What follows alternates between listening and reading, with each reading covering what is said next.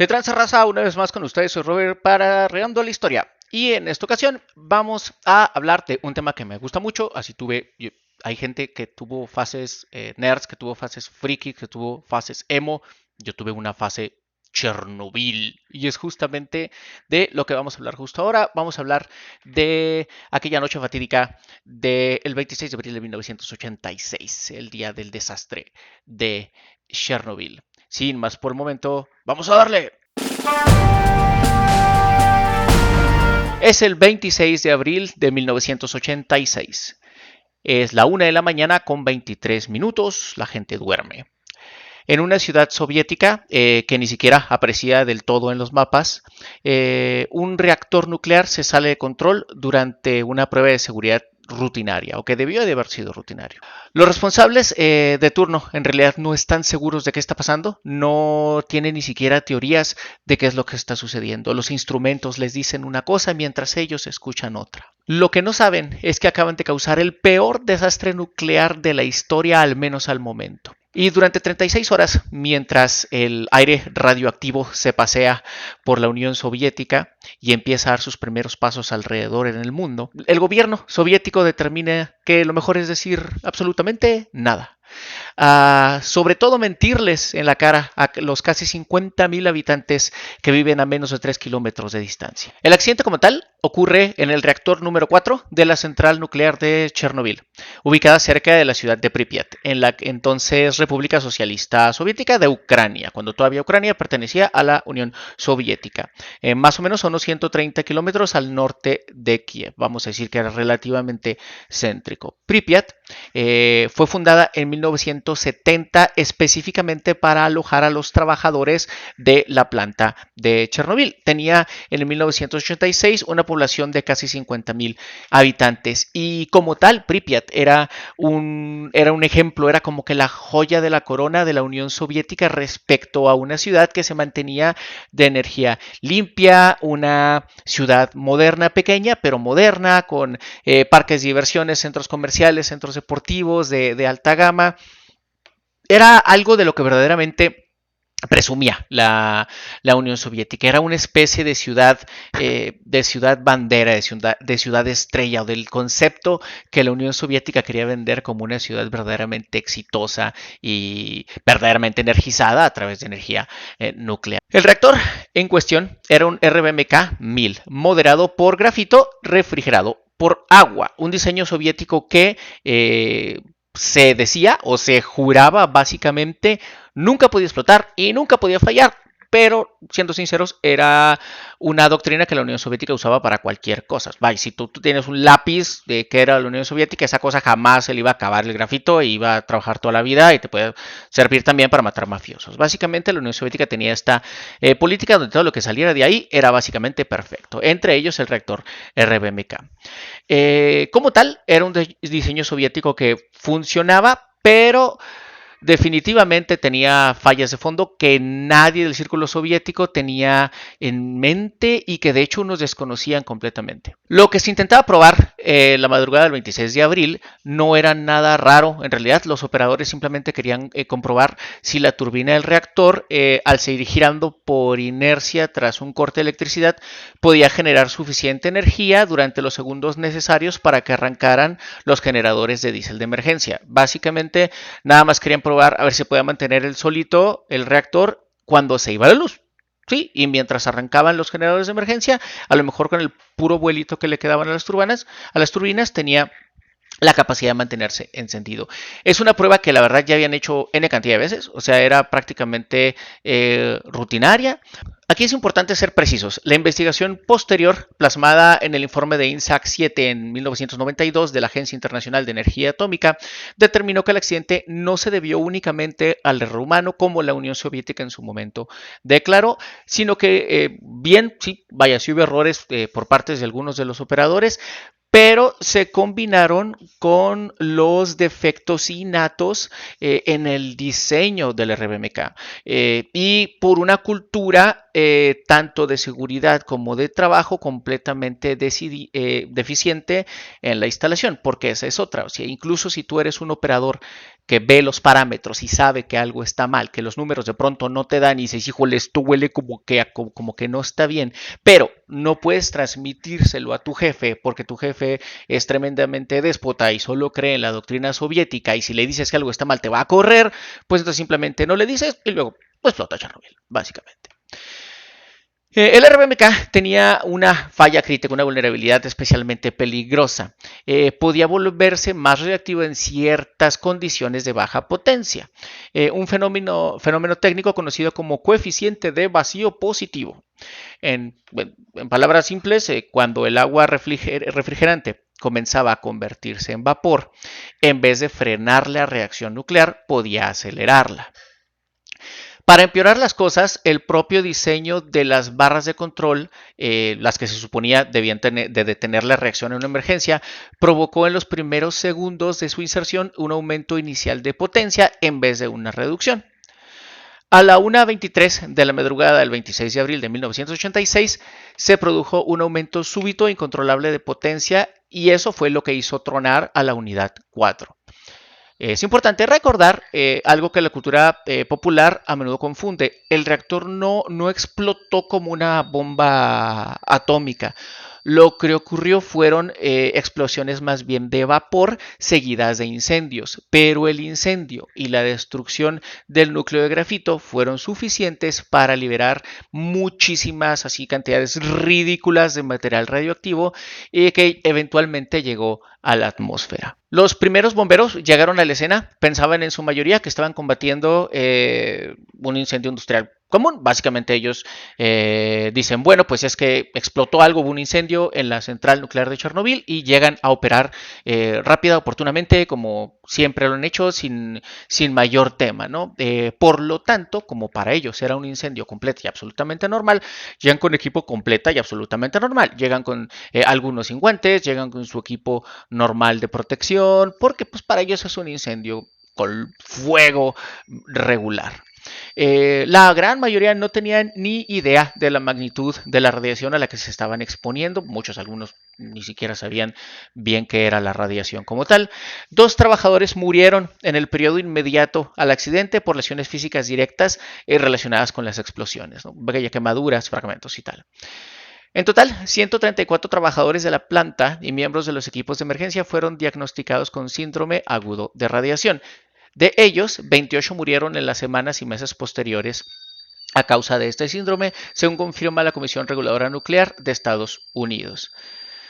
Por eso, la cifra institucional más citada para las muertes iniciales directas es de aproximadamente unas 30 personas que iban entre trabajadores de la central y bomberos, contando básicamente las muertes inmediatas como posteriores muy cercanas a la explosión. Pero oficialmente nomás fueron como 30 que se atribuye al suceso como tal. Hay que remarcar también que las personas que estaban afuera de la planta, incluidos los habitantes de Pripyat, no desarrollaron el síndrome agudo de radiación a causa del accidente. La exposición más grave se concentró en quienes estuvieron físicamente cerca del reactor destruido durante las primeras horas. Ahora, hasta aquí, vaya, pues no vamos a decir que todo bien, de hecho es una catástrofe y está terrible, pero vamos a decir que los accidentes pasan, ¿no? Fue la receta para el del desastre, todo lo que no debió pasar pasó en ese momento, ¿no? Pero bueno, shit happens, ¿ok? Hasta ahí vamos moralmente bien, las cosas malas pasan a veces. Pero aquí empezamos con una de las partes más indignantes de la historia, lo que verdaderamente lo convierte en una masacre y en un episodio verdaderamente reprochable hasta cierto punto.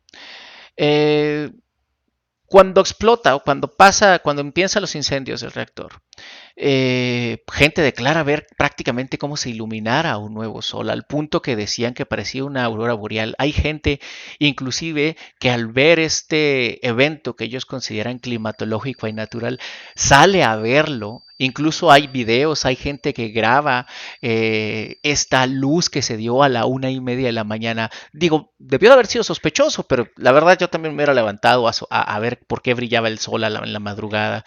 Hay muchísima gente que sacó a los niños para que vieran el evento por lo magnífico que de pronto lucía. El problema es que obviamente en ese punto estaban siendo radiados con una cantidad N de material tóxico radioactivo. Sí, o sea, con una cantidad absurda, muchísima más de la que el cuerpo humano está diseñado a soportar. Y no había manera en que ellos supieran lo que estaba pasando porque durante 36 horas completas, mientras la radiación se filtraba en el aire y decenas de residentes ya presentaban algunos vómitos, dolores de cabeza y malestares generales, el gobierno soviético hizo lo que el gobierno soviético hacía y no dice nada. No dice nada, aquí no pasa nada, nomás es un incendio. No. La evacuación comienza el 27 de abril de 1986 a las 2 de la tarde. Fíjese nada más cuántas horas han pasado desde que truena el reactor hasta las 2 de la tarde. Cerca de 49,000 habitantes fueron retirados de la ciudad en un operativo con más de 1,000 autobuses, pero así súper rápido. A los residentes se les dijo que la evacuación sería temporal, así como que, miren, pasó algo en la planta nuclear, vámonos todos tantito y cuando se acabe regresan por sus cosas y regresan a su vida normal. Les comentaron que podían llevarse básicamente los documentos esenciales, temas de identificación, algo de comida para el camino y que regresarían pronto. Casi 40 años después, Pripyat sigue siendo una ciudad fantasma al día de hoy. Evidentemente nadie regresó, aunque se sorprenderían que hubo 2, 3, 4 personas. Algunas personas sí se atrevieron a regresar, sobre todo gente muy mayor, sí regresó estos últimos años, estas últimas décadas, si quieren, a sus casas tóxicas en Pripyat. En total, alrededor de 116,000 personas fueron evacuadas en total durante 1986 de las áreas contaminadas dentro de un radio de 30 kilómetros. En los años posteriores, aproximadamente 220,000 personas adicionales fueron reubicadas en zonas menos contaminadas, pero igualmente afectadas. Porque si lo pensamos, el mundo completo fue afectado. La Unión Soviética no anunció el accidente por iniciativa propia. De hecho, si por ellos hubiera sido, quién sabe cuándo nos hubiéramos enterado, quién sabe cuándo se hubiera enterado el mundo. Yo tenía 2 años en 86. ¿Sí? Realmente las alarmas se encendieron cuando el evento fue descubierto desde afuera. El 28 de abril, trabajadores de la planta nuclear de Forsmark en Suecia, bastante más a la izquierda en el mapa, a más de 1,000 kilómetros de distancia de Chernobyl, activaron detectores de contaminación radiactiva en sus propios uniformes. ¿Sí? O sea, básicamente tú estás trabajando normal en Suecia y dices, ¡pop!, te empieza a pitar de que andas todo radioactivo. Y dijeron, bueno, lo normal, pues esta es una fuga de aquí de nuestra planta donde estamos trabajando, ¿no? Y las mediciones pronto les demostraron que la contaminación provenía de otra región. El comportamiento era completamente atípico. Fue esa presión internacional la que finalmente obligó a la Unión Soviética a reconocer públicamente que algo había pasado y que como tal se había sucedido un accidente nuclear. El material liberado, obviamente estamos hablando de polvo y polvito, vaporcito radioactivo que es liberado, se empieza a esparcir sobre Ucrania, Bielorrusia, Rusia y otras zonas de Europa en general. Entre los radionódulos, entre los radionuclidos más relevantes estuvieron el yodo 131, que se acumula peligrosamente en la tiroides. De hecho, a partir del desastre de Chernobyl, empieza a dispararse temas de la tiroides, como cáncer, como problemas en la tiroides a nivel mundial. ¿Sí? Si le van a echar la culpa del cáncer moderno de tiroides a algo, es justamente el desastre de Chernobyl. También en esta receta venía el cesio 137, que tiene una vida media aproximadamente de 30 años, que fue el responsable más directo de la contaminación prolongada en la región más inmediata.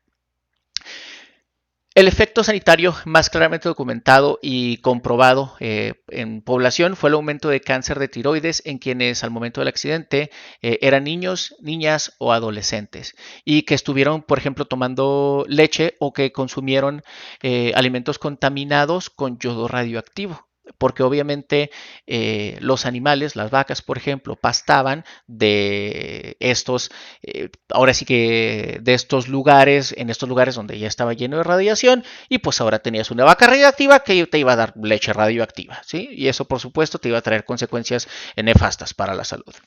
Es importante decir esto con toda precisión. Muchos de estos casos fueron tratables y la atribución individual de ahora sí de ciertos tipos de enfermedades que también se atribuían propiamente a la explosión. En términos generales no es como que súper precisa, ¿no? Si bien es un gran causante o es uno de los principales orígenes de cáncer de tiroides, los científicos dicen, bueno, pues es que sí, pero hay más razones por las que te da. Sí, porque pues tampoco le vamos a echar la culpa a la Unión Soviética de ese cáncer en específico todo siempre, ¿no? Ahora, ¿cuántas personas murieron realmente? Aquí llegamos a una pregunta difícil de responder con una sola cifra porque es un desastre que fue cobrando vidas a lo largo del tiempo. La Organización Mundial de la Salud señaló que hasta el año 2005 menos de 50 muertes habían sido atribuidas directamente al desastre del accidente de Chernobyl. Que de todos modos, si se te está muriendo en 2005 gente por un suceso de 1986, eso nos habla de la magnitud y del efecto que tuvo en la raza humana como tal. Al final, en el foro de Chernobyl, una coalición de agencias de la ONU, liderada por la Organización Mundial de la Salud, estimaron en ese mismo año que podrían producirse hasta 40.000 muertes adicionales por cáncer entre los grupos más expuestos, liquidadores, evacuados y residentes de las zonas contaminadas. Entonces, hay que entender bien esa cifra de los 4.000 muertos, de los 4.000 afectados de manera más directa. Esta es una proyección que se hace con modelos epidemiológicos, ¿sí? No, vaya, es una estadística, es un número calculado, no son tarjetas de identificación, no son nombres y apellidos, no son conteos de personas identificadas individualmente una por una. Realmente es una estimación nada más y hay que también entender que se hace con procesos epidemiológicos que no necesariamente se trasladan directamente a un desastre nuclear donde básicamente contaminaste todo el aire, ¿sí? Ahora, otros modelos científicos con metodologías distintas han producido estimaciones diferentes, unas más altas, otras más bajas. Por eso hasta el día de hoy no existe una cifra única y universalmente vamos a aceptar más bien este de 4.000, pero no hay una así como que súper oficial. Ahora, sí súper mal el accidente, sí súper mal el comportamiento de la Unión Soviética, pero dentro de todo esto hay uno de los pocos actos verdaderamente de heroísmo que el ser humano lleva a cabo en toda su existencia, ¿sí? Porque dentro de toda esa historia donde tenemos villanos, también tenemos un buen número de héroes, afortunadamente mayor que el número de villanos. Cuando yo les platico de historia, casi siempre tenemos a los buenos y a los malos, tenemos los dos puntos de vista que chocan entre sí y por eso bla bla bla y la guerra y tal, ¿no? Pero en este caso muy particular,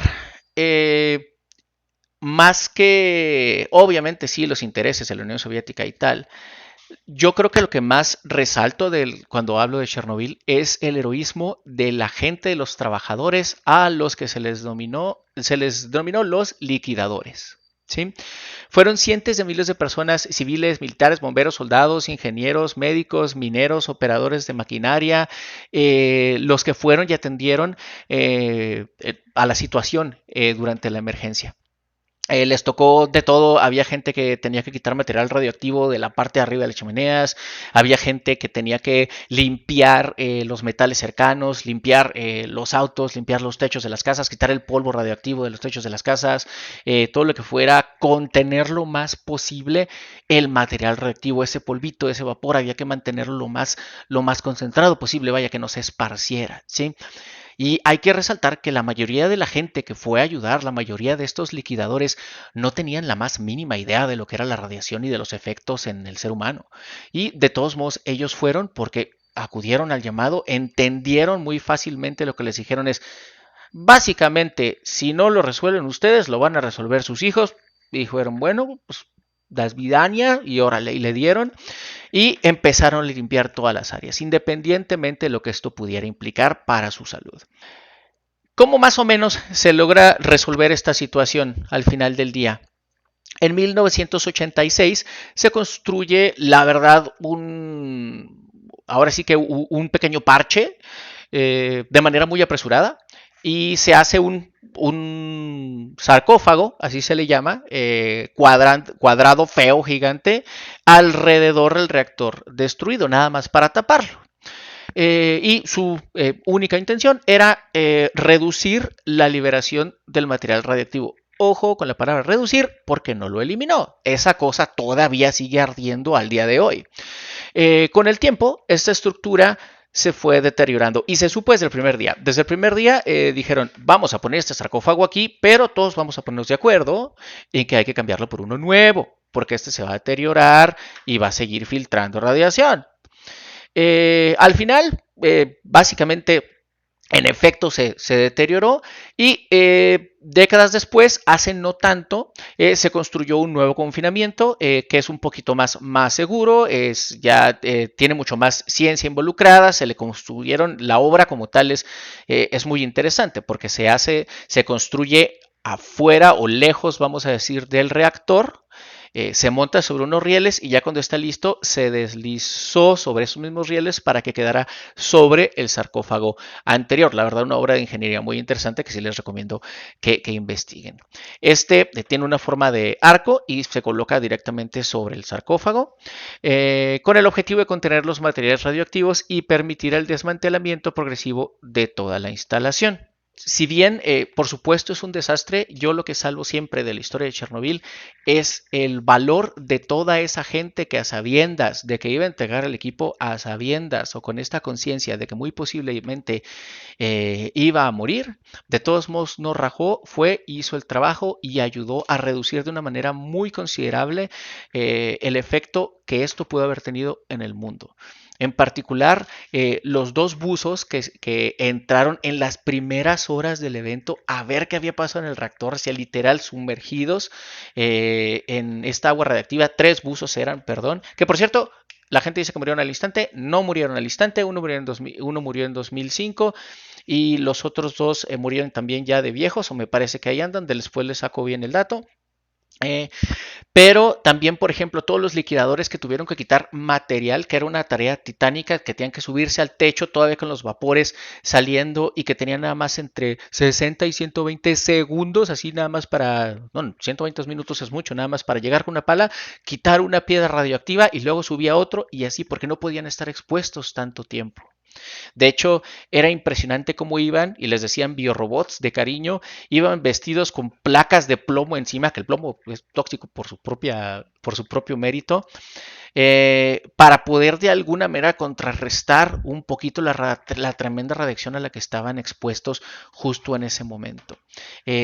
Todos los animalitos también que perdieron la vida porque obviamente un equipo de soldados, de liquidadores y voluntarios tuvieron que sacrificar a todos los animales de la zona para que no, en lo que huían, en lo que corrían o en lo que se movían de forma natural los animales, llevaran a otras partes que no estaban contaminadas el polvo radioactivo en su pelaje. En fin, sacrificios para todos lados. ¿Pero qué piensan ustedes al respecto? ¿Qué opinan de Chernobyl? ¿Qué datos tienen de Chernobyl? Porque hay muchas cosas, hay películas, hay juegos, hay canciones y demás.